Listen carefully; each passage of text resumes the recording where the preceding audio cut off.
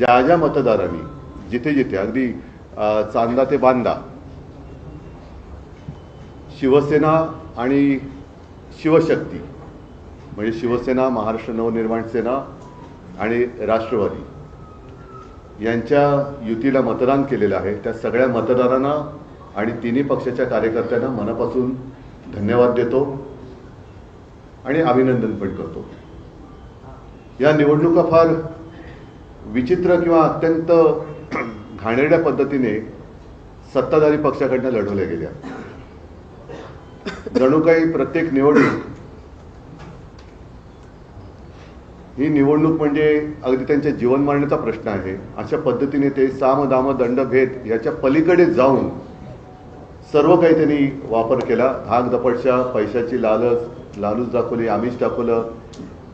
काही जणांना आमच्या शिवसैनिकांना तडीपार करण्याच्या नोटिसा केल्या, काही जणांना अटका तिकडे झाल्या, काही ठिकाणी दंगली भडकवण्याचे प्रयत्न झाले। अगदी ठाण्याला गेलो होतो, तिथे आमच्या काही कल्याण डोंबिवली असेल, ठाणा असेल इथल्या उमेदवारांना पैशाची आमिषं पण देण्यात आली। काही ठिकाणी जोर जबरदस्तीने त्यांना उमेदवाऱ्या मागे घ्यायला लावल्या आणि या सगळ्या गुंडागर्दीला न डरता ज्या ज्या उमेदवारांनी ही लढत दिली आणि ज्या ज्या मतदारांनी निर्भयपणाने मतदान केलं हे सगळेजण खरोखर लोकशाहीचे रक्षक आहेत। मुंबईमध्ये आमचा महापौर होणार आणि व्हावा अशी आमची एक इच्छा होतीच, आजही आहे। तो आकडा आम्ही आज तरी काही गाठू शकलेलो नाही, पण ह्या सर्व त्यांच्या खेळाला उत्तर देऊन जे काही निकाल लागले, जे काही यश शिवशक्तीने मिळवलेले आहे त्या निकालाने सत्ताधारी पक्षाला तर घाम फोडला आहे नक्कीच। कारण त्याने एक्झिट पोलचे आकडे असतील किंवा आणखीन काही गोष्टी असतील, या सर्व म्हणजे एकही प्रयत्न त्यांनी असा सोडला नाही की जिथे शिवसेना नामोहरा होईल। एका गणिताचं काय उत्तर मला मिळालेलं नाही। अगदी विधानसभेला सुद्धा किंवा लोकसभेला असेल, माझ्या नक्की लक्षात नाही, मोदीजींची सभा झाली होती शिवतीर्थावर, खुर्च्या रिकाम्या होत्या। विधानसभेला असेल, याही वेळेला आमची सभा झाली, मी आणि राज पहिल्या प्रथम शिवाजी पार्कला एकत्रित आलो। एकत्रित तर यापूर्वी सुद्धा होतो, शिवसेना प्रमुख होते तेव्हा, पण एका व्यासपीठावरनं आम्ही भाषणं केली, आदित्यने पण केलं। आपण सगळेजण साक्ष आहात, शिवाजी पार्क कसं फुलून गेलं होतं। त्याच्या दुसऱ्या दिवशी सगळी जी काय खुर्च्यांची गर्दी होती ती गर्दी, त्या गर्दीचा प्रतिसाद म्हणजे आमच्याकडे गर्दी जमते पण मतदान होत नाही, पण त्यांच्याकडे खुर्च्या मतदान करू शकतात हे पहिल्या प्रथम आम्हाला कळलं। रिकाम्या खुर्च्या मतदान कशा करू शकतात, हा एक न सुटलेलं उलगडलेलं कोड आहे। एकूणच काय तर त्यांनी शिवसेना संपवण्याचा आटोकाट प्रयत्न केला आणि त्यांनी जे काही पैशाचं वाटप केला गेल्या 4 दिवसामध्ये निवडणुकीच्या आधी, तो 4 दिवसापुरता वाटप नव्हता, गेले 4 वर्ष हे पैसा पेरत होते। आमचे जे काही निवडून आलेले नगरसेवक होते, मी मुंबईपुरतं जर बोलायचं झालं तर जवळपास अर्धे अधिक नगरसेवक त्यांनी त्यांच्या गळाला लावले होते, ते आता गाळाला गेले। 4 वर्ष त्यांनी त्यांच्या आमदारांना, नगरसेवकांना, नगरसेवक नसताना सुद्धा काही पदाधिकाऱ्यांना सुद्धा विकास निधीच्या नावाखाली आम्हा पैसा वाटला। अगदी निवडणुकीच्या तोंडावर सुद्धा प्रेशर कुकर असेल, मिक्सर असेल, साड्या असेल, म्हणजे प्रचंड तिकडे हा परवा कालचा का परवाचा लोकसत्तेचा अग्रलेख चांगला आहे। हा पैसा येतो कुठून, या पैशाचा सोर्स, त्या सोर्सच्या मागे ईडी, इन्कम टॅक्स, सीबीआय लागत कसे नाही, आणि एवढं करूनही जो आम्हा पैसा वाटला जातो, मग साधारणतः 2015 साली काळा पैसा नाहीसा व्हावा, गैरव्यवहार थांबावा म्हणून आपल्या मोदीजींनी जी नोटबंदी केली होती ती नोटबंदी अयशस्वी झाली का, याचं उत्तर सुद्धा हे कोणतरी शोधलं पाहिजे। भारतीय जनता पक्षाने कागदावरती शिवसेना संपवली असेल, पण जमिनीवरची शिवसेना ते संपवू शकत नाही हे कालच्या मुंबईच्या महापालिकेच्या निवडणुकीने आणि इतरही जिथे जिथे शिवसेनेला मतदान केले त्या मतदारांनी दाखवून दिलेले आहे. थोडक्यामध्ये शिवसेना कागदावर संपवली असेल पण जमिनीवरची संपू शकत नाही. आणि भारतीय जनता पक्ष हा पक्ष कागदावरती आहे पण जमिनीवरती नाहीये. कारण तो जर का जमिनीवरती असता तर त्यांना पक्ष फोडावे लागले नसते, त्यांना पुसली जाणारी शाही वापरावी लागली नसती, यंत्रणेचा दुरुपयोग करावा लागला नसता, नियम बदलावे लागले नसते. आणि आज देखील जे साधे साधे शिवसैनिक अगदी महिला पुरुष निवडून आलेले आहेत ते साधे आहेत. प्रचंड पैशाच्या धबधब्यासमोर निष्ठा कशी ताठमानेने लढू शकते आणि जिंकू शकते हे या शिवसैनिकांनी दाखवलेलं आहे. मी सर्व मुंबईकरांना खास धन्यवाद देतो. मला मुंबईकरांकडनं आणखीन अपेक्षा नक्कीच होती, कारण ज्या काही 25 वर्षात जी काही आम्ही सेवा केली, ज्या काही सुधारणा केल्या त्या सुधारणा आम्ही सर्वांसमोर ठेवलेल्या होत्याच. कोविड काळात जे काही काम केलं, मुंबई मॉडेल हे जगभरामध्ये त्याची एक प्रशंसा झाली. हे सगळं पाहिल्यानंतर मला असं वाटलं होतं, म्हणजे आम्हाला सगळ्यांनाच असं वाटलं होतं की मुंबईकर अधिक आशीर्वाद आम्हाला देतील, भरघोस आशीर्वाद देतील. ठीक आहे, आशीर्वाद जरी त्यांनी मोठ्या प्रमाणावरती दिले नसले तरी दिलेत ते भरपूर दिलेले आहेत. विशेष म्हणजे जे शिवसेनेचे गड आहेत, मराठी पट्टा, या मराठी माणसांनी शिवसेनेवर असलेला त्यांचा आशीर्वादाचा हात हा तसाच ठेवलेला आहे.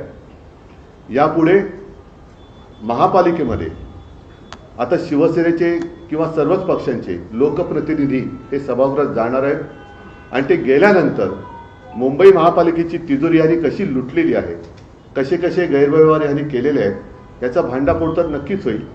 पण एक कर्तव्यदक्ष मुंबईकरांचे लोकप्रतिनिधी म्हणून शिवसेना, महाराष्ट्र नवनिर्माण सेना आणि राष्ट्रवादी यांचे लोकप्रतिनिधी हे काम करतील.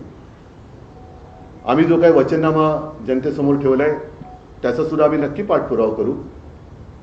आणि मुंबईकरांची जमीन ही मुंबईकरांसाठीच वापरली जाईल हे सदैव दडपण आम्ही ह्या मुंबई लुटणाऱ्यांवरती ठेवू. याच्या पुढे आपल्याला काही प्रश्न असतील तर विचारा, मी उत्तर द्यायचा प्रयत्न करेन. माईक फिरवायचं म्हणजे तो नाही, माईक फिरव का म्हणजे तुम्हाला तुमचा आवाज पण याच्यात येईल. हा माईक चालू करा. हा चालू नाही, हा चालू नाही. हे इथे बटन करे नाही, चालू नाही, बंद.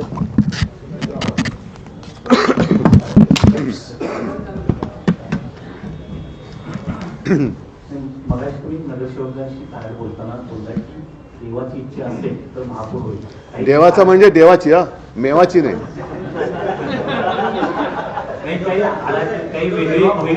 नाही नाही असं नाही.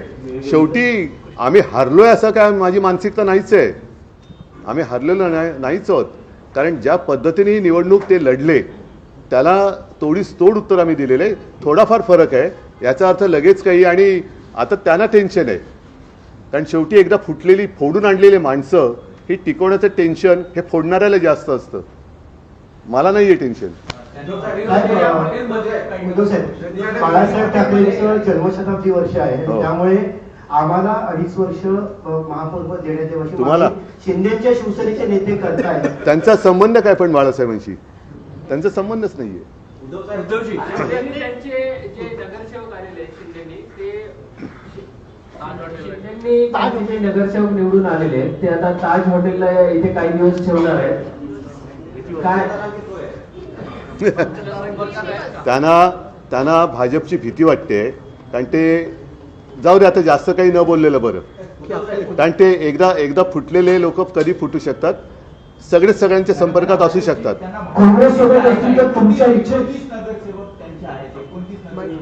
त्यातले आमचे किती फोडलेले आहेत.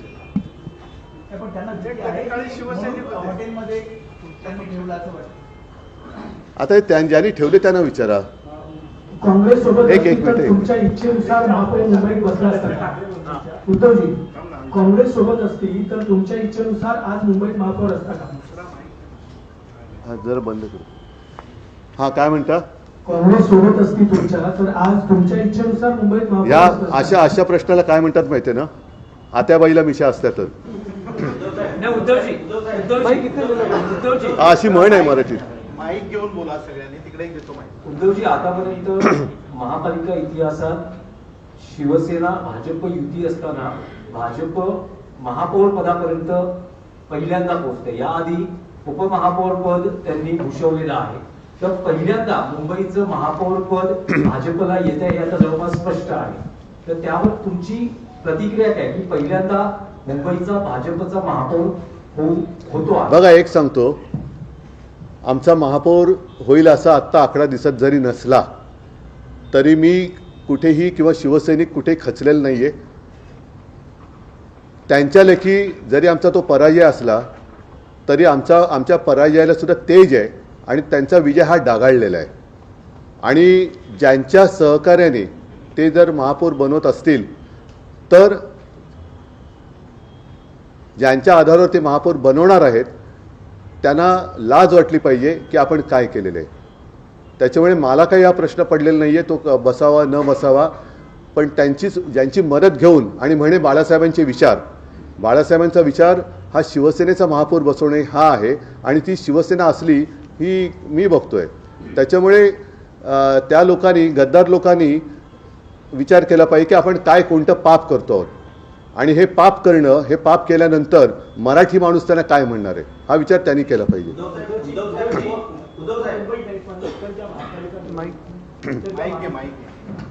हा माईक आवाज येतोय का रे? नाही, आवाज मुंबईसह इतर ज्या महापालिकांच्या निवडणुका पार पडल्या त्यांचं मतदान झालं त्यामध्ये भाजप सर्वाधिक मोठा पक्ष दिसते, तिकडे शिवसेनेला मात्र कमी जागा मिळाले. मात्र या सगळ्यामध्ये भाजपला त्याचा फायदा झाला असं वाटतं. भाजपचा इरादा तोच आहे ना. त्यांनी मधल्या काळामध्ये म्हणून मी अनाकोंडा म्हणालो ना की त्यांनी 29% म्हणजे तोपर्यंत यांना सगळ्यांना गुंडाळून वेटोळ्यात गुंडाळून टाकणार आहेत ते. आणि अंबरनाथमध्ये त्यांनी ते केलंच. जिथे गरज असेल त्या गरजेपुरतं ते वापरणार आणि फेकून नेणार. तोपर्यंत त्यांचा पक्ष आणि सगळं संपून टाकलेलं असेल. त्याच्यामुळे मला शिवसैनिकांचा अभिमान आहे की ठीक आहे, काही काळा प्रतिकूल असतो पण प्रतिकूल काळामध्ये हिंमत न हरता लढतोय आम्ही आणि लोक आमच्या सोबत आहेत याचा मला नक्की अभिमान आहे.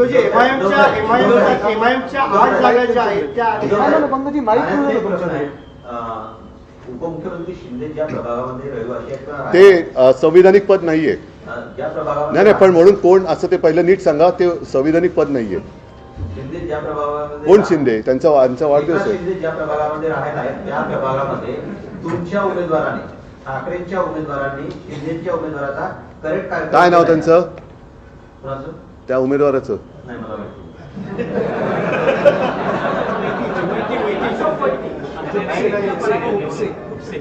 जोरात बोला ना. खुपसे म्हणजे दोन्ही अर्थाने आहे. खुपसे काही समजण्यासारखं आहे आणि खुपसे म्हणजे खुपसे.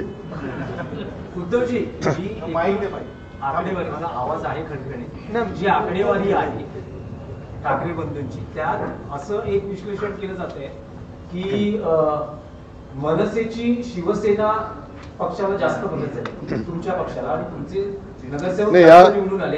तुलनेत मनसेचे तितकं संख्याबळ निवडून आलेल्या नगरसेवकांचं दिसत नाही. नाही, आता हे शिवसेना भवनचा वॉर्ड हा आम्ही दिला ना, त्यांना निवडून पण आला. त्याच्यामुळे असं काही नाही आहे की त्यांची आम्हाला झाली आमची त्यांना नाही झाली, असं काही नाही आहे. दोन्हीकडे आता कार्यकर्त्यांमध्ये सुद्धा एकवाक्यता खूप छान. कारण मी, आदित्य, सगळेच आम्ही जे काय फिरलो त्या सगळीकडे शिवसेना आणि मनसे असा काही भेदभाव आम्हाला कुठेच दिसला नाही. छान एक दिलाने आम्ही लढलेलो आहोत. काँग्रेस चर्चेत पुढच्या झेडपीच्या निवडणुका येत आहेत, या झेडपीच्या निवडणुकांमध्ये सुद्धा मनसेसोबत तुमचा अलायन्स कायम राहील आणि येणाऱ्या पुढच्या निवडणुकांमध्ये सुद्धा? आम्हाला आधी कालचे आत्ताच माझे नगरसेवक जिंकून आले त्यांचे पेढे खातोय. काय आता बोलेन ना मी, काय हरकत आहे? हरकत काय?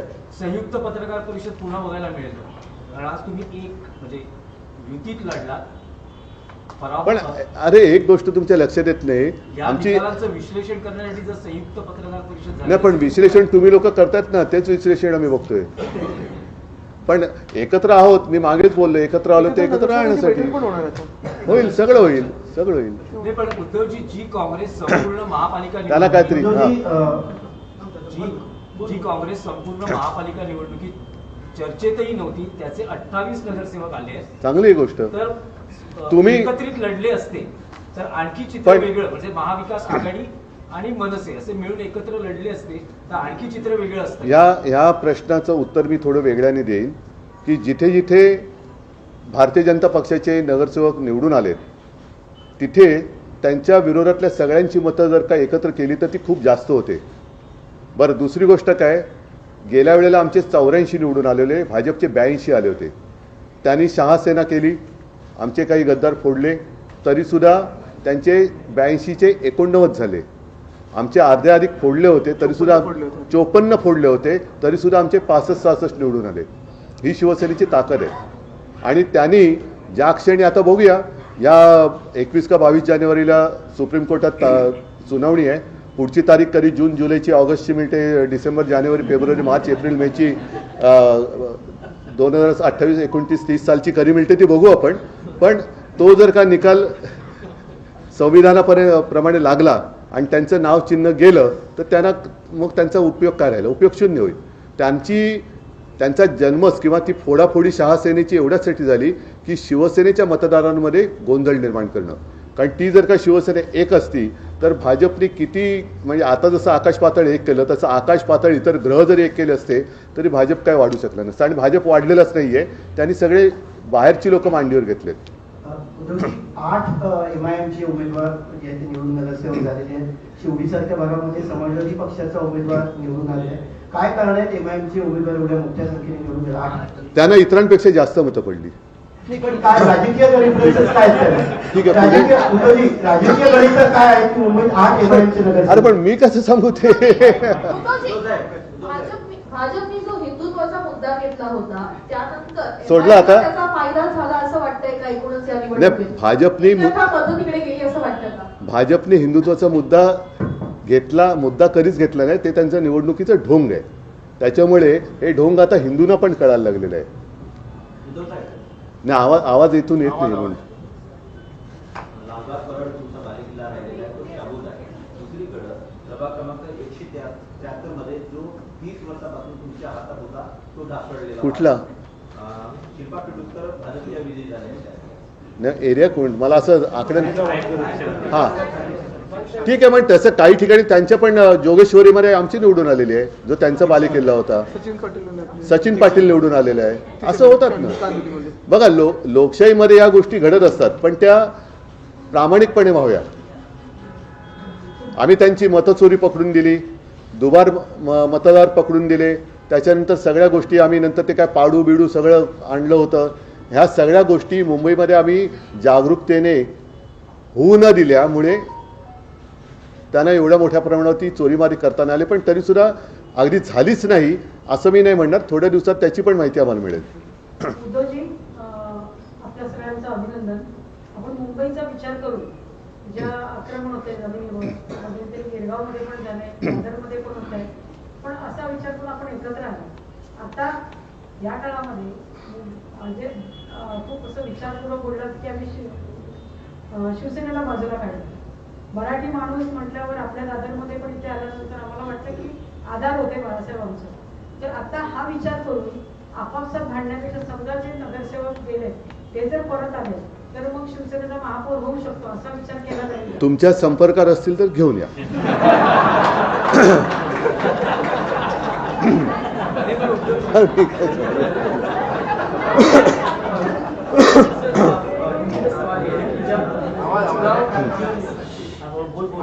चुनाव प्रचार जब शुरू भी नहीं हुआ था उससे पहले हमने मुंबई में जगह होर्डिंग देखी थी जिसमें लिखा गया था जब चुनाव प्रचार शुरू हुआ था तो उसके पहले मुंबई में कई जगह होर्डिंग लगी थी. अब नहीं तो कभी नहीं, यही वक्त है मुंबई को बचाने का, मराठी मानस को साथ आने. क्या वो वजह आप देखते हैं कि इतना प्रचार होने के बाद भी मुंबई का जो आप चाहते थे कि महापौर आपके पार्टी का वो होने वाली स्थिति अभी है नहीं? सवाल ये कि प्रचार आपने किया उसके वजह से उसके बाद भी आपको जो संख्या नहीं, लेकिन इसीलिए मैंने कहा ना कि मुझे तो अपेक्षा थी कि जो भी काम हमने पिछले 25 साल में किया, खास कर कोविड के समय में किया, तो मुंबई के मतदाता हमारे साथ रहेंगे और वो रहे भी, बिल्कुल नहीं रहे ऐसे नहीं बात हुई है. और खास कर मराठी इलाका जो है वहाँ के सारे मराठी जो जनता है वो हमारे साथ है ही, और साथ ही साथ कोई नॉन महाराष्ट्रियन भी है, अन्य धार्मिक भी है, वो भी हमारे साथ है। अपेक्षा तो और थी ही, अगर हमारे 100 भी आ जाते तो लगता अरे और 25 आने चाहिए थे। तो ये तो हमेशा रहेगी और रहनी चाहिए, इसलिए तो काम करना पड़ता है। लेकिन एक बात और चलेगी, उत्तर भारत में खासकर जो ये कहा गया, अगर बटोगे तो भी पिटोगे और नहीं बटोगे तो भी पिटोगे, इसका नुकसान हुआ कहीं ना कहीं लोगों के मन में। ये जहर फैलाने वाले हैं कौन? और यही तो मेरा सवाल था कि नहीं, ये क्या कहा था आपने, बटेंगे तो पिटोगे, तो ये जहरीला प्रचार किया किसने? नहीं, फिर अगर मैं ऐसी बात कहूँ, हम ट्रैक बदली हो जाएगा। मॉब लिंचिंग वगैरह करने वाले जो लोग हैं, वैसे तो कभी कुछ हुआ नहीं ना, और हमने तो कोविड के समय में ना मैंने कभी किसी की भाषा देखी थी, ना कभी मैंने किसी का मजहब पूछा था। मैंने तो मेरा कर्तव्य निभाया था और हमने हमेशा निभाया। जो भी कोस्टल रोड किया है या पानी की समस्या है, हर घर में जाता है, पानी भी जाता है, हर कोई वहां से जाता है। अंकित वगैरह तो उसी वोट्स पे जो आए हाँ, अंकित आए ना, हमारे कुछ लोग दिल्ली में है, मागाठाने में है, अन्य गोरेगांव में आए हैं। जैसे आदित्य कह रहा है कि उत्तर भारतीयों ने भी हमें वोट तो किया ना। भाजपचा महापौर होणार आता जवळजवळ सिद्ध झालेला आहे, पण आता मुंबईची चावी आता दिल्लीकरांच्या हातात जाणार, मग हे रोखण्यासाठी आपलं काय पावलं असेल? त्याच्यासाठी तर आम्ही सांगत होतो ना ओरडून, त्याच्यासाठी तर आम्ही सांगत होतो की अफगाणिस्तान होऊ देऊ नका, आणि साहजिकच आहे की महापालिकेच्या निवडणुकीत आम्ही काही कमजोर नाही आहोत, आमची संख्या पण भरपूर आहे आणि रस्त्यावरती तर आम्ही आहोतच। देवेंद्र फडणवीसांनी आता संभाजीनगर प्रतिक्रिया दिली की अजून मला उद्धव ठाकरेंच्या शुभेच्छा आलेल्या नाही, अपेक्षा आहे इथे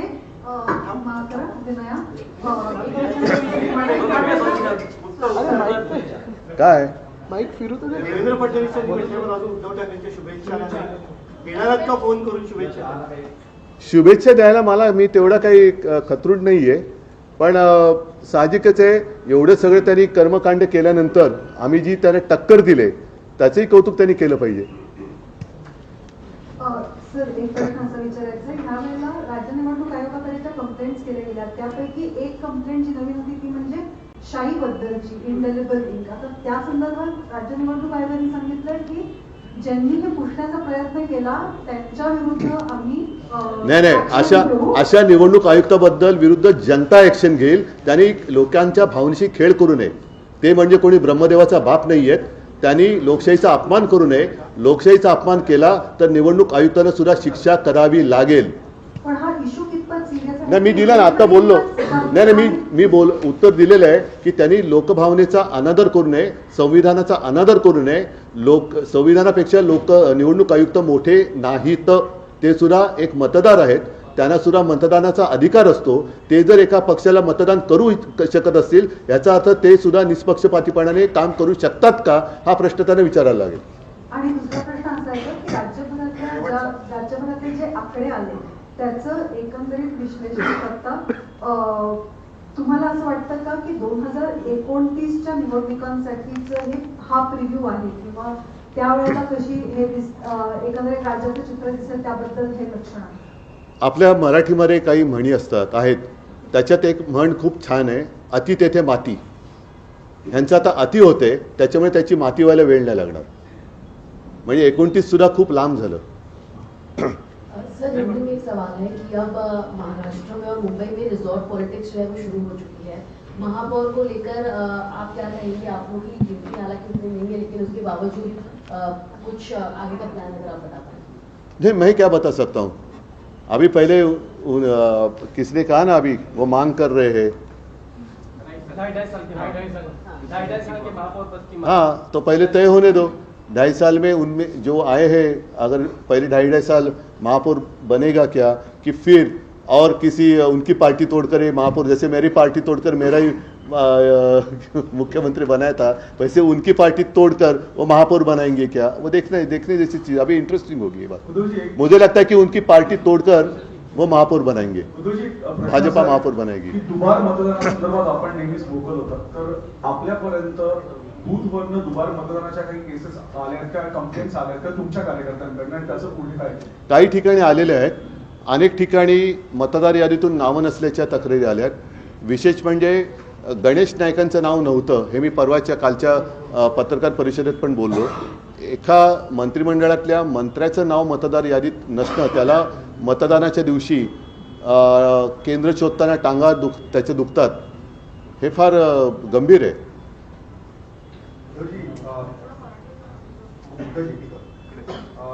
मुंबईमध्ये आता युक्त आकडा तुम्हाला गाठला, पण बाकी महानगरपालिकेमध्ये लोकसभेच्या बाजूच्या पडतात, जिथं 2000 आता अलीकडच्या विधानसभा आणि लोकसभेमध्ये सुद्धा आपल्याला चांगली मतं मिळाली, खासदार आणि आमदारही निवडून आलेले. परभणीमध्ये मिळाले ना चांगली.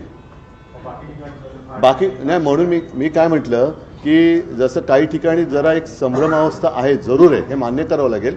थोडा संभ्रमाची जी धूळ आहे ती खाली बसल्यानंतर लोकांना खरं आणि खोट्यातला फरक कळेल. आपण मुंबईवर जास्त लक्ष केंद्रित केलं, बाहेर जास्त फिरला नाही, त्याच्यामुळे ते झालं. तुम्ही आपण गेला असता हे आहे सत्य, म्हणून मी त्यांची दिलगिरी पण आता व्यक्त केली. जिथे मी जाऊ शकलो नाही तिथे दिलगिरी व्यक्त केलेली आहे. आणि दुसरी गोष्ट अशी की शेवटी ज्या पद्धतीने साधन सामुग्री, याचा अर्थ तुम्हाला कळतो, चा वाटप पलीकडनं झाला, एवढी साधन सामुग्री आम्ही आणू शकत नाही, कारण आम्ही मुळामध्ये ज्या पद्धतीने ते पैसे ओरबाडतायत, महापालिकेची तिजोरी रिकामी करणं, इतर काही गोष्टी करणं, त्या वृत्तीचे आम्ही नाही आहोत. सर, लेकिन सवाल ये कि जो पूरा एमएमआर रीजन कभी शिवसेना का ही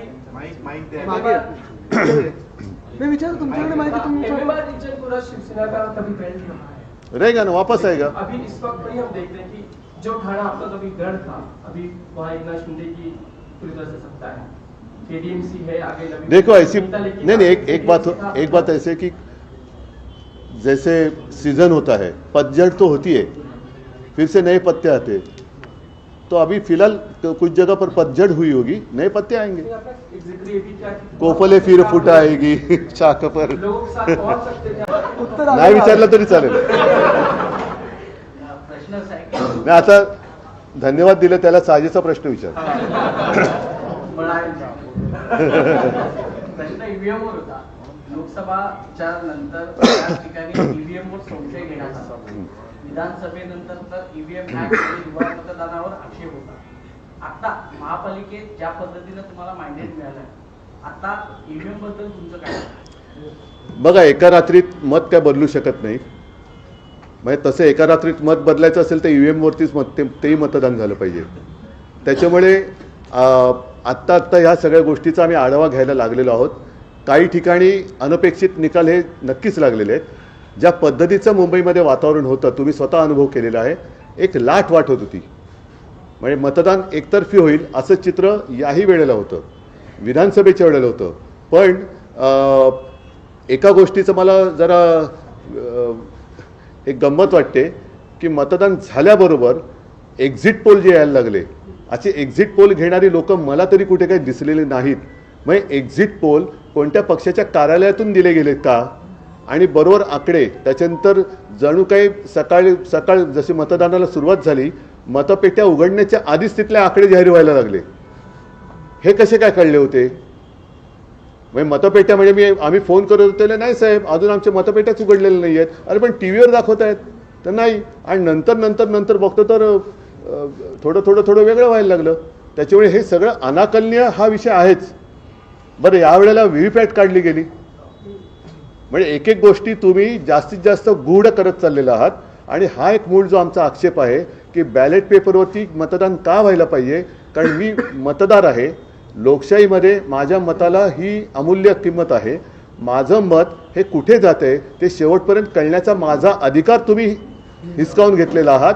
आता त्यावेळेला मला ते असं झूमध्ये जसं एखादा प्राणी दाखवत तशी माझं त्या व्हीव्हीपॅटवरती रिसिप्टर दाखवत होता, तर ती पण नाही दाखवत. म्हणजे तुम्ही त्याच्यापेक्षा मग, आणि त्याच्यानंतर ज्या पद्धतीने मुंबईमध्ये गुंडागर्दी करून अर्ज मागे घ्यायला लावत होते, म्हणजे निवडणूक पुढे आता ईव्हीएम पण नाही राहणार, डायरेक्ट डिक्लेअर होतील. हां, तर त्याच्यामुळे आम्ही आमचं काही मत अजून बदललेलं नाही. काही ठिकाणी जिकडे संशय आहे तिकडे संशय आहे, आणि त्याच्याबद्दल सुद्धा जेव्हा आमच्या हाती काही लागेल तेव्हा आम्ही बोलू. ठीक आहे, सगळ्यांना धन्यवाद. हां, नाही आता नको. सर, एक काळ सर्वात मोठी गोष्ट अशी आहे की भाजप मुंबईमध्ये वाढली कशी. एक काळ असा होता की काँग्रेसचे खासदार बाळासाहेबांच्या मदतीशिवाय निवडून येत नव्हते. मुरलीधर असतील, गुरुदास कामत असतील, सुनील दत्त असतील. मग त्यानंतर आता कुठेतरी आपल्या पण काही चुका झाल्या का भाजप एवढी मोठी विस्तारली मुंबईमध्ये? नाही, त्यांना जाऊ दे, जास्त शब्दात काही मी विचित्र बोलत नाही, पण त्यांना त्यावेळेला मी भाषणात बोललोय की बाळासाहेबांनी त्यांना जर का तेव्हा 2 घास भरवले नसते तर भाजपाचा राजकारणात कुपोषणाने तेव्हाच बळी गेला असता. चला, सगळ्यांना धन्यवाद. जय हिंद, जय महाराष्ट्र.